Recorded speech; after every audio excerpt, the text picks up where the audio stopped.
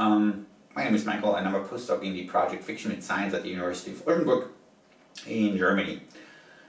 This talk, which I originally submitted to last year's conference, however, is still part of a project run at my previous employer, the University of Graz in Austria. That project is, as a matter of fact, about to officially end as I record this video. It has been, or by the time you will watch this video, it was an 18-month project titled Entrepreneurship, and it explored exchanges between Austria, the region of Styria more specifically, and the US in the domain of entrepreneurship.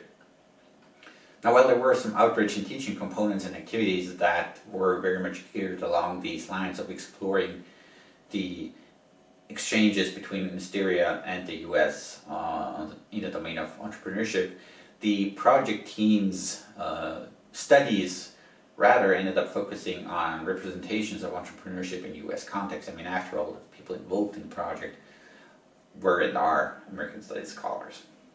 And this is also in a certain way where the presentation comes in, as it will interconnect entrepreneurship with my interests in comic studies, petrocultures, and the general field of Anthropocene studies. So the title of my presentation, as you can see here, is Terraforming the Plastic Planet, Colonizing Human Waste, Entrepreneurial Thinking, and Petroculture in Great Pacific. Since, as we all know, time is very limited in this format, and even more so than in a regular presentation, I will briefly sketch some ideas pertaining to the comic series Great Pacific, which will center on the tension between what some scholars have called the good Anthropocene, that is, how human ingenuity has allowed our species to overcome environmental limits and also promises to overcome them in the future, and the realities of the Anthropocene condition.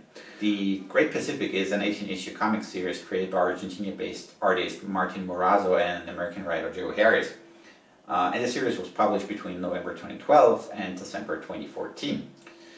The ending of the narrative is very much open and accordingly invites speculation about possibly being continued in the future. However, since it's not been continued for 5+ years and that comic wasn't that successful to begin with, chances are that issue number 18 was or is the final issue of Great Pacific. But you know, who knows in our age of sequels, retcons, and reboots.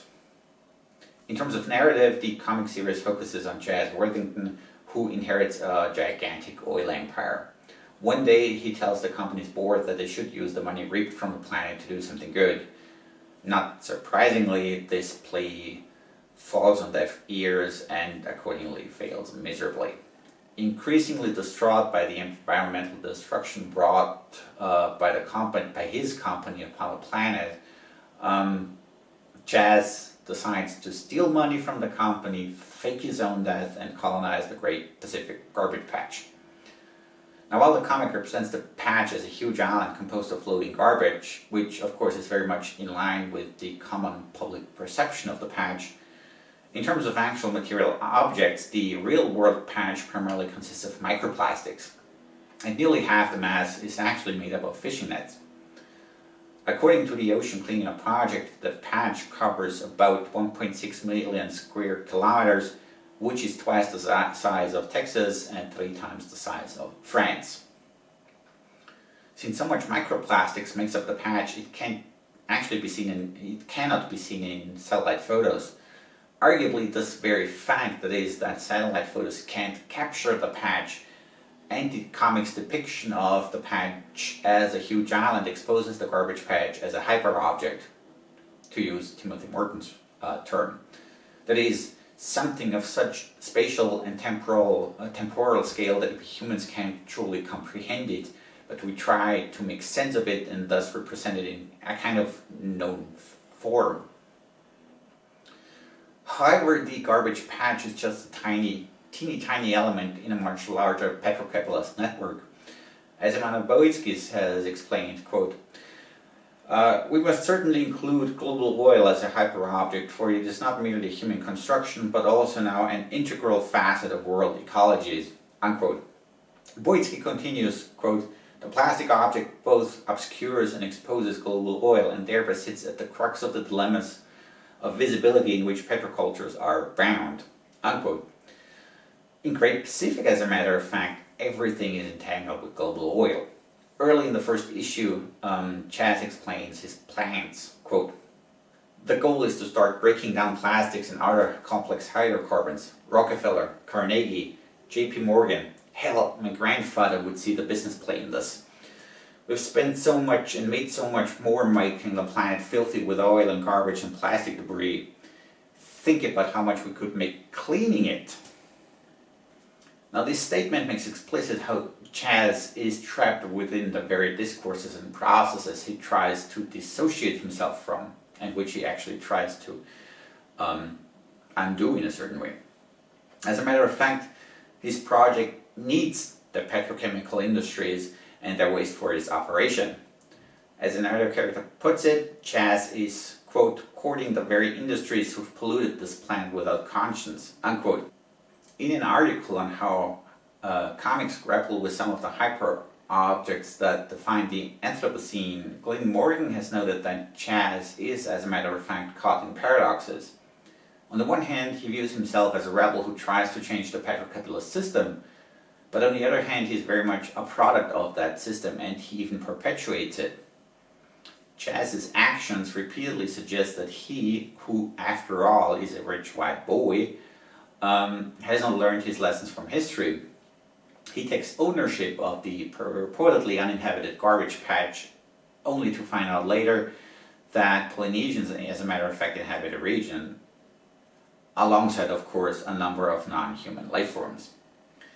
Chas's invasion hence comes to evoke the uprooting of communities and other forms of reterritorialization that Amanda Bautsky's views as characteristic of petrocapitalism. Chas is also repeatedly confronted with native knowledges that, for example, point out that the mutants and other creatures that he and his American friends view as monsters are in fact part of an ecosystem which has developed in and around the garbage patch.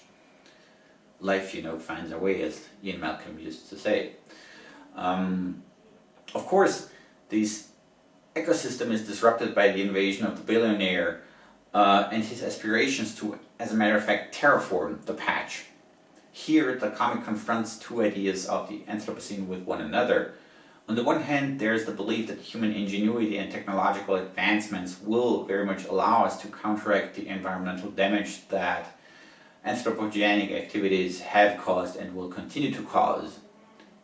Chas's team, for example, has developed a, quote, "device that can break down plastic better than anything on the market, and ridding this planet's oceans of the junk they're choking on," unquote. This magical piece of technology promises that we can regain control of our fates, and our fate, both singular and plural. However, as Chas points out, a noble endeavor is not enough. Quote, "It takes a profit motive," unquote, to make things happen. Quote again, "Doing the right thing could be worth trillions of dollars one day," unquote. On the other hand, there's the idea that any and all of our countermeasures will have unintended side effects, such as, for example, the destruction of the purportedly monstrous creatures that human waste has created in Great Pacific. Chas's, quote, "actions are a cascading catastrophe, an act of war against the earth," unquote, an environmentalist explains.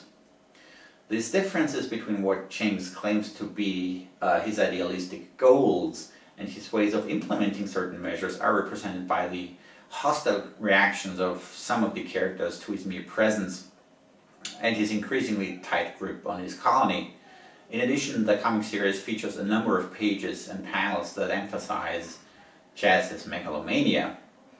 Yet beyond the environmental destruction, there is the chaos that Chas left behind by pulling out of his oil empire and apparently revealing illegal activities. Stocks dropped, which had devastating effects on old age provisions of hundreds of thousands of people across the globe. The illusion of being in control accordingly ignores the complexity of the problem. Getting of oil in a certain way might be the rational thing to do in view of the planet's health, but to quote Stephanie Lemagere, Petromodernity has enveloped the Euro-American imagination to the extent that oil has become implicitly synonymous with the world we know. And that, of course, has some material effects on human lives as well. Overall, despite the focus on jazz, despite his good intentions, and even though jazz seems to die a sacrificial, heroic death, Great Pacific reveals the flaws of jazz's seemingly idealistic plans, the likeliness that he will repeat past mistakes, and his entanglements with the global oil industry. Catherine Youssef has remarked that, quote, if the art of living without fossil fuels is one kind of survival amidst dominant forms of extinction, then there is a need to block certain fossil collaborations even as they compel us.